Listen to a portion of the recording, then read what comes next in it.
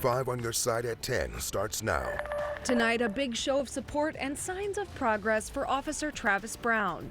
Nothing's gonna stop him, nothing scares him. New details on his recovery exactly 1 year since suffering a serious brain injury in the line of duty. We're drying out from a Sunday soaker, but I'm timing out more storm chances in the week ahead. Plus, a Jeep jumps a curb and smashes into a Kirkwood home overnight. It's been a big problem for all of us. Neighbors say it was only a matter of time.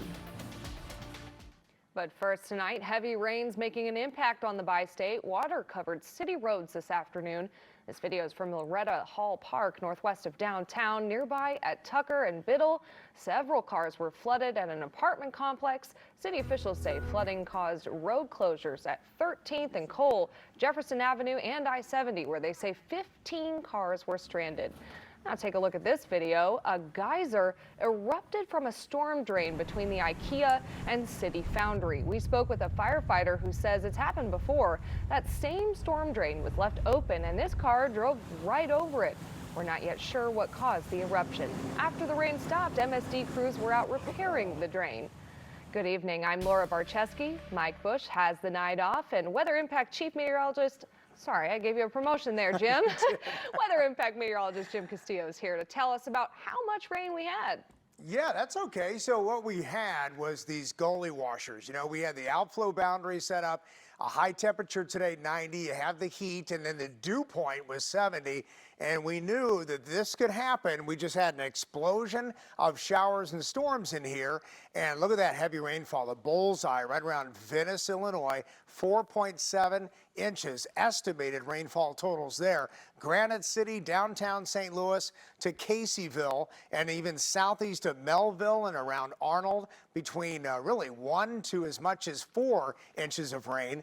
And then Cedar Hill and Jefferson County there to Scottsdale, and then down around just south of Sullivan, some really heavy downpours and that frequent lightning. So thank goodness, you know, we don't have the instability tonight, but we're watching showers and storms out to the west of us, and some of them could bubble our way. We're not really concerned about tonight, but a flood watch continues around the Kansas City area, and we still have thunderstorm chances here. I'll time out those chances coming up in Maine weather in just a few minutes. Jim, thank you. Prayers and an outpouring of support today for Officer Travis Brown. The Ferguson police officer continues his lengthy recovery journey following a severe brain injury 1 year ago during protests. New tonight, our Annie Krall heard from Brown's family and friends. Annie. Laura, yesterday marked 1 year since Officer Travis Brown was knocked to the ground by a protester. His family and friends tell us it's moments like these that remind them how he's been able to battle through an unbelievably challenging 365 days. Allow your hands to touch him. Lift up his burdened heart. On Sunday, dozens of people came out to pray for Ferguson police officer Travis Brown. What a lot of people don't know is not only did TJ work for me and I hired TJ, but TJ was also a personal friend of mine. He suffered a traumatic brain injury on August 9th, 2024, while trying to arrest a protester in Ferguson during the 10th anniversary of Michael Brown's death. One of your soldiers you put in here to help us with this city, and now he needs to help. Just in the last few days, Officer Brown showed signs of progress. His family sharing this video with us, saying he remains resilient. Officer Brown's older sister, Evelyn Moore, sharing her words of encouragement during the service. And it's been very difficult, but we know that God is real, and He is here, and He is with us, and TJ will recover. This after months of extensive surgeries. Bless the medical staff, all those who are assigned to touch TJ.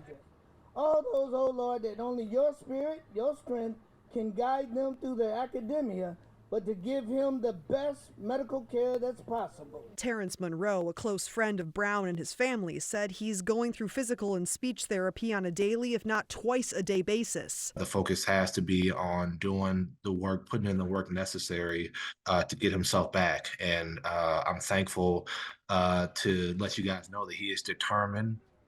He's driven, and he's letting everybody know, he's writing down that he will walk again and he will talk. His family was at the prayer service. They've been by TJ's side every day since the fateful protest. It really pulls on the heartstrings of people because they know that this was a good person, this was a good man, this was a good father, this was a good son.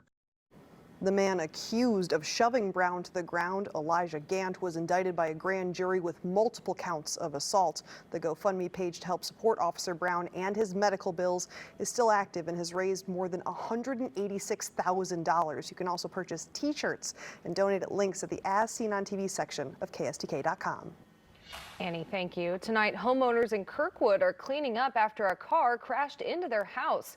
It happened overnight along Darty Ferry Road. Thankfully, the homeowners and the driver are okay, but neighbors are saying the road is notorious for accidents. They say speeding is a big issue as cars have driven into the lawn of this house multiple times.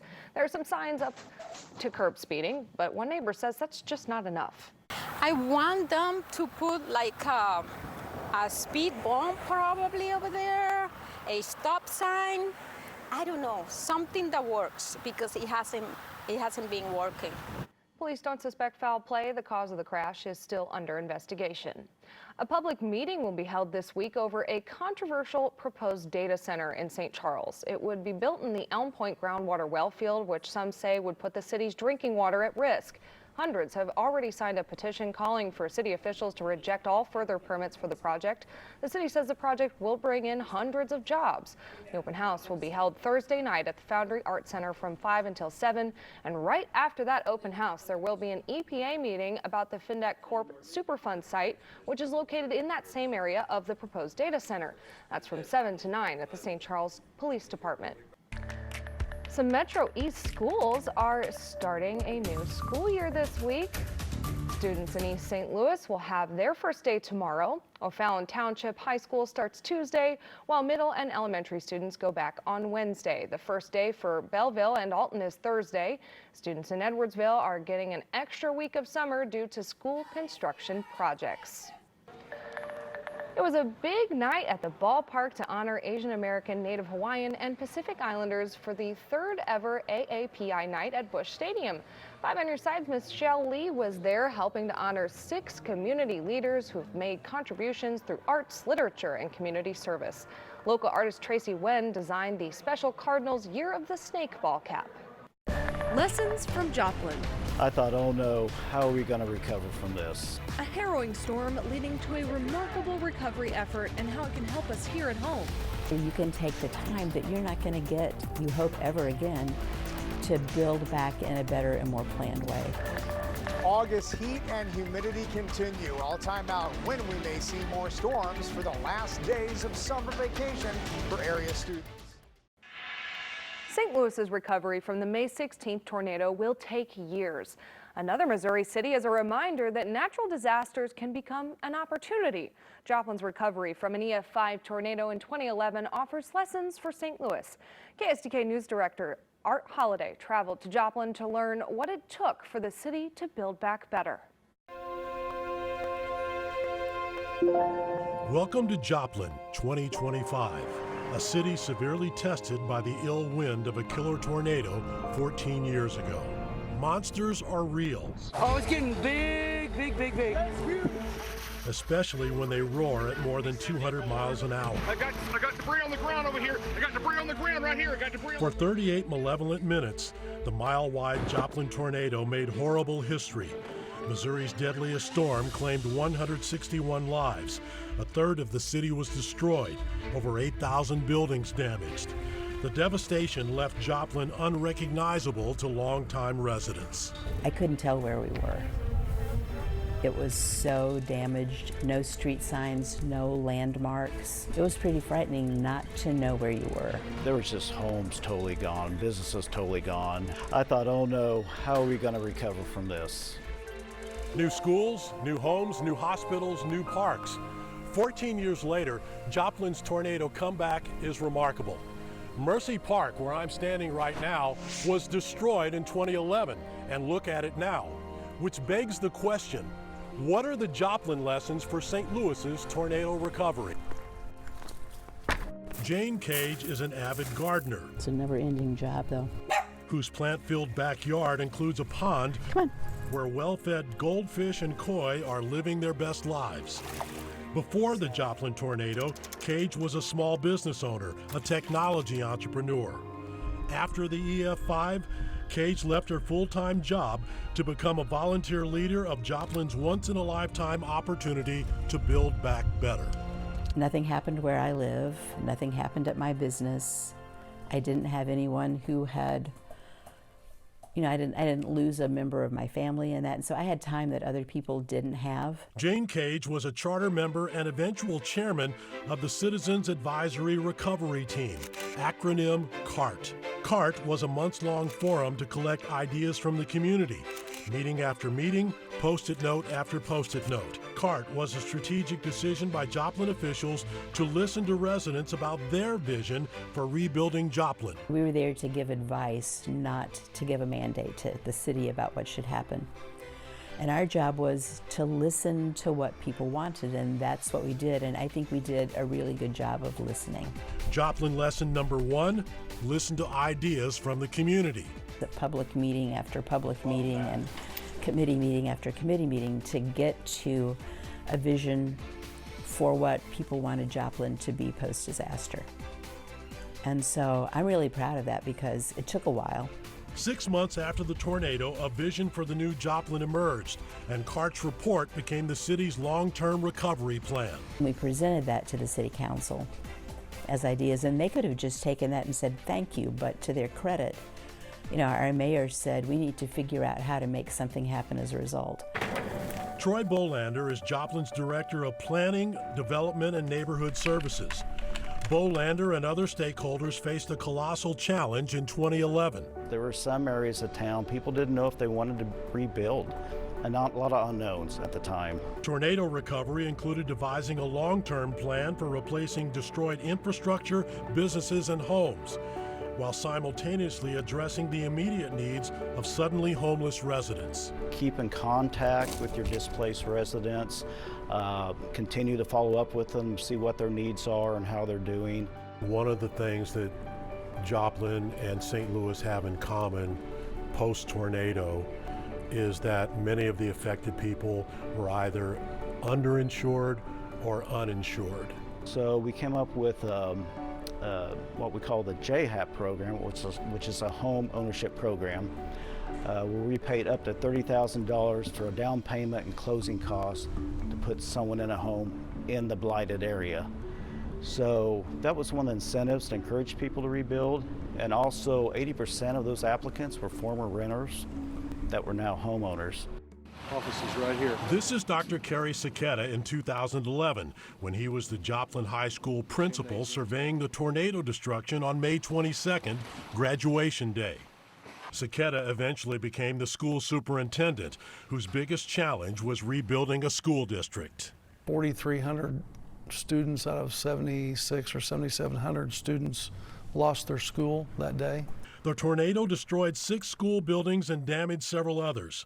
Dr. Saketa says constructing 4 new schools became an opportunity to create multiple state-of-the-art buildings. What is it like to try to become an expert on building a high school and multiple other schools? We looked at schools all over to try to help us frame what we wanted our new school to be like. Joplin High School is now an ultra-modern, innovative education palace with the latest technology, flexible learning spaces, and the best athletic facilities, including 3 gymnasiums and an artificial turf stadium. We want it to be technology focused, highly technology focused, and we want it to be career oriented as much as possible, which is why we combined the Career Center building along with Joplin High School. The planning for new schools included creating multiple safe room tornado shelters with reinforced concrete walls to withstand 200-mile-per-hour winds. Enough safe rooms were built to protect 4,000 people, students as well as members of the community who might need safety. It's an opportunity for people to feel safe and have a place to go, and it's a good service we provide for the community. A memorial in Cunningham Park lists the names of the 161 Joplin tornado victims.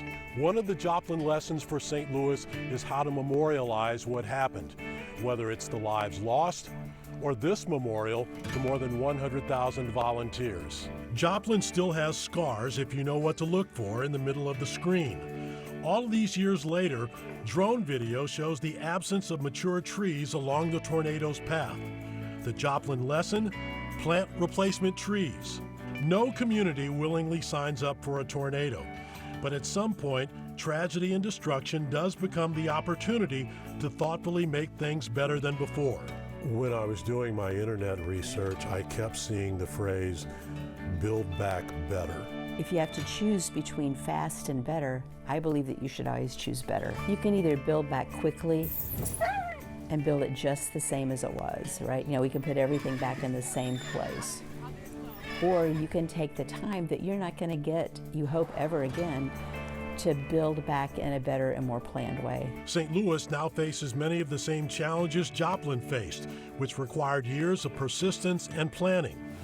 Plans that ultimately paid off for Joplin, which is now offering to pay it forward to St. Louis. We always want to help because we'll never be able to repay how good people were to us here. If there's anything we can do to help, please reach out to us. Reporting from Joplin. Have all the confidence there'll be a stronger St. Louis after the recovery. Art Holiday, 5 on your side. The population of Joplin has grown from 50,000 to 54,000 since the tornado. We have more on the Joplin recovery and links in the As Seen on TV section of KSDK.com. And right now on the 5+ streaming app, you can watch an interview with Art Holiday and chief photographer Randy Schwenker about their experiences in Joplin. It's free to watch on your Roku, Apple, Fire, or Samsung TVs. All right, weather impact forecast even around Joplin right now. So western Missouri and also into Kansas, a lot of storms out there. Some of them headed our way, much more in the forecast coming up. From heavy downpours to flood advisories, it was a busy Sunday afternoon in the weather department. Meteorologist Jim Castillo is here in for Scott with the weather impact forecast. How's this week ahead going, Jim, and today especially? Yeah, you know, it's just unbelievable, but we knew that we had that risk of storms, and a couple of them did get severe, but this is what it looked like in the afternoon hours. And again, any of the severe cells were winds up to about 60 miles an hour from southwestern portions of St. Louis County into St. Charles County and Franklin County. That was brief, and then we just had downpours and gully washers until about 5 p.m. So this is the radar loop from 1 o'clock until about 5 p.m. And all that red on here were those downpours and again, extreme rainfall at times in some areas.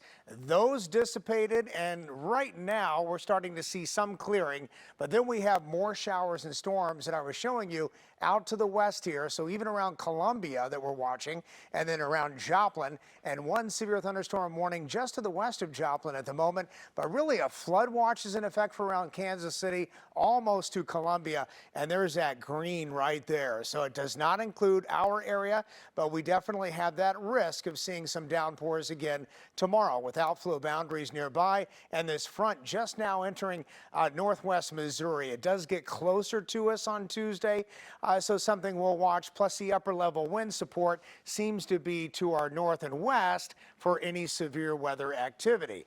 So the futurecast, let's check that out. It doesn't always tell us the exact place that we're going to see storms, but the possibility of seeing more, whether it's the overnight tonight, they bubble up, bubble back down again, and then we have another chance in the afternoon and evening hours on Monday, and then probably a nice break in there. Then we just have to watch the overnight hours. Also on Tuesday in the afternoon and evening when you get that daytime heating and those dew points up around 70. So it's sticky all week and steamy. And even that future cast for the rainfall, the possibility is there to see more of it all the way through Wednesday, possibly Thursday, before we finally start to dry out as we head toward the weekend. So we cooled down to the 70s with that rain today. It's still 73 in St. Louis. Wind has died down just a little bit. That dew point still close to 70. That's really not going to change. Good flying weather now, but any storms that pop up, that will change the flying weather, of course, around Lambert. 7-day forecast, low 90s, also very steamy, and keep the umbrellas handy and stay weather aware in case we get any more warnings or flood advisories for tomorrow and into Tuesday and also Wednesday, and then we clear up for the weekend, but we get kind of hot. It's time to go on the move. I'm Paul Cook, your traffic guy from Today in St. Louis. It's another record amount of road construction that you're dealing with this summer. But it does seem like we're in the home stretch. And right now I have an update to share with you on new pavement construction on I-6440 in St. Charles County, which has caused major delays day and night. This work is repaving 10 miles from Lake St. Louis to Weldon Spring with long stretches of concrete barriers, making it more narrow and more difficult. Well, a big part of that road work is from Highway K past the Winghaven exit in O'Fallon. Almost every morning I see slow traffic right there. But pretty good news. MoDOT says the work should be done by the end of this month on 6440.